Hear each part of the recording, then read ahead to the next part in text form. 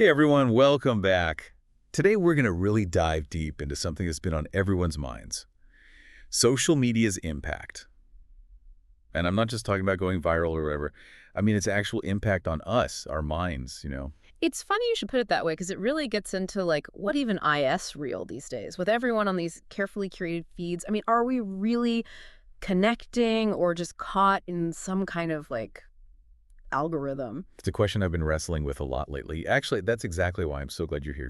You've brought some seriously insightful stuff to help us unpack it all. We're talking an article from Make Use Of, a global study from Pew Research Center, and then some interesting points from the Ad Council.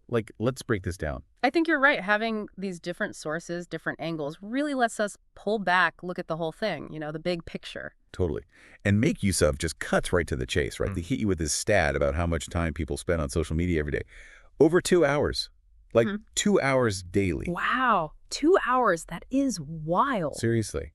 That's more than some people spend cooking dinner in a whole week, It's crazy. And they actually Make Use Of goes into it psychologically. It's that reward system, right? Those dopamine hits from getting likes and shares and all that. So it's we're hardwired to crave that validation, even if it's super fleeting. Yeah. And that's where this Pew Research Center study comes in. Globally, they found a strong link increased social media use and guess what? More depression, anxiety, loneliness. It's like we're chasing connection, but feeling more isolated. Ironic. Right. That is deeply ironic. You'd think being surrounded by, all these virtual friends, even if they're not real friends, would make you feel less lonely. It's so much more complicated than that because sure, there's a sense of connection there, but Make Use Of, they make a really important point online. There's none of the, the nonverbal cues, all that subtle stuff we rely on when we're face to face. So you open the door to misinterpretations, cyberbullying, this need to create some perfect online persona. Oh, 100%. It's all highlight reels, right? Yeah. Not real life. And speaking of which, that gap between our online selves and who we actually are, the Ad Council talks about that too. What are your thoughts on that whole thing? It's huge. Yeah. Because that disconnect, it messes with us. Personally, sure, but societally, that's where it gets really interesting. Pew study globally, 84% of people, they said social media makes us more vulnerable to, ready for this, manipulation and misinformation.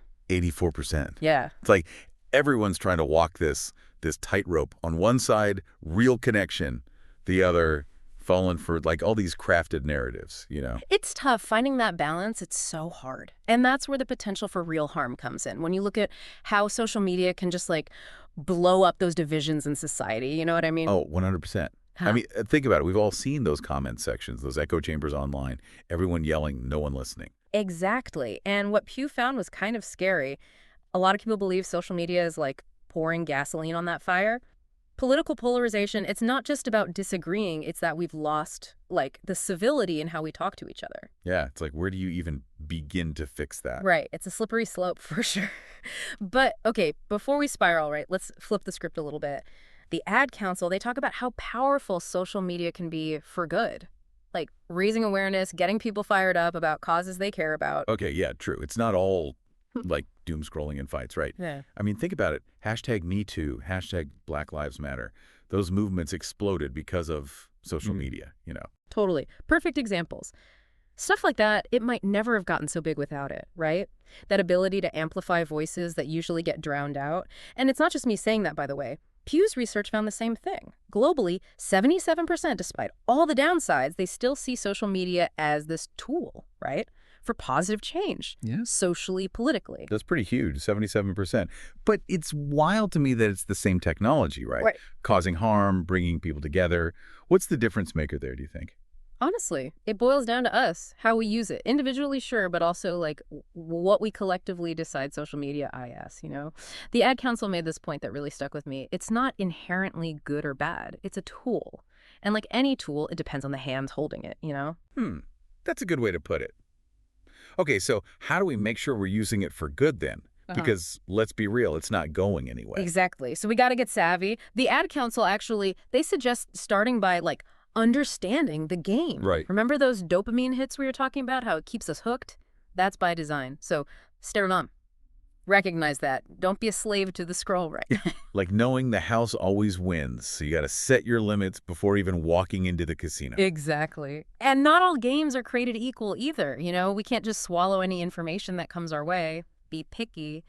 The Ad Council, they're big on this. Diversify what you're seeing, fact check everything, and please, I'm begging you, think before you hit share. Basically, don't just be a passive scroller. Like, curate your experience a little bit. 100%. And that goes for biases too. You know, recognize what you're bringing to the table, what you're naturally drawn to, even if it's not the most accurate thing. The Ad Council, they actually talk about this step outside that echo chamber, even if it's uncomfortable. See what other people are thinking, even if you disagree. Like, diversify that information diet. Yes, perfect analogy. Because just like with food moderation, a little critical thinking, remembering everyone's just trying to figure it out. That's how you stay healthy online too, right? Speaking of which, the Ad Council, they also got into this whole thing about social media during public health crises, which COVID, obviously huge example. It was information overload, the worst way. Oh, tell me about it. He was like, is this real? Is this fake news? Who even knows anymore? Right. And Pew looked into this too. People were glued to social media during that time. That's how they were getting updates, which, I mean, it shows you how powerful it is, but also how dangerous. Totally, because you had, health officials trying to combat misinformation, get accurate info out there. But at the same time, you had all these conspiracy theories popping up, every 5 seconds. It was wild. And that's why media literacy is more important now than ever, honestly. Being able to sift through it all, what's biased, what's credible, that's crucial. And that's where groups like the Ad Council come in, right? They're doing that work of, giving us the tools to actually navigate this whole crazy digital world. 100%. And their message is really refreshing, honestly. Yeah, there are risks with social media, but it's also a huge opportunity. It's up to us to, step up and shape how we use it. It's almost like we've got to become explorers in our own right, like digital explorers. Yeah. Armed with our BS detectors and everything. I love that. And our critical thinking caps. Yes. So as we're, coming up for air on this whole social media deep dive, what are you hoping, what's the main thing you want people to take away from all of this? That's a good question. I think the biggest thing is social media, right? It's got its issues, no doubt, but it's also got huge potential to connect with people, to learn stuff, even to fight for things we believe in. It doesn't have to be all bad. It's about taking back control, isn't it? Choosing how we show up online instead of letting the algorithms live our lives for us. Exactly. And both make use of the Ad Council. They both talk about this. Be mindful of what you're looking at, how long you're scrolling, set some boundaries. And like we were saying before, diversify, be critical. Remember, going viral doesn't equal the truth. Right. Like my grandma always said, don't believe everything you read on the internet. But it's even trickier now. You really got to think about who you're trusting, what you're spreading around. Totally. And that's where those critical thinking skills are key. Pew actually found that people who go out and look for info, fact checking, different sources, all that, they're way less likely to get sucked in by misinformation. So it's not enough to just read and react. We got to be active. Choose who we follow, talk to people respectfully, even use our own platforms to, boost causes we care about. Now you're talking. We're not just bystanders here, right? We can actually build a better internet, a better world even. It starts with us, one person at a time. But it also means expecting more from these platforms too. Holding them accountable for what they allow, how those algorithms work. We need transparency. It's a long game for sure. Yeah. But so worth it. I think that's a good place to leave it, honestly. If you're listening to this, I hope you're walking away feeling not overwhelmed, but empowered. We've got more power than we think. We just got to use it. Couldn't have said it better myself. Time to ditch the doom scrolling and actually create the digital world we want to be a part of.